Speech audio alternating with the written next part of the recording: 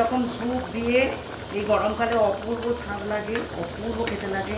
আমি যেমন করেছি তেমন করে আপনারা একবার করে খেয়ে দেখবেন, খেয়ে কমেন্টে জানিয়ে দেবেন।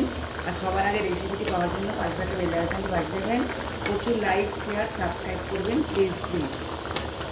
পাশে থাকুন, দেখতে থাকুন। অমৃতের মতো লাগে এই ঝোল। আর পাশে ভাত হচ্ছে, সাদা ভাত।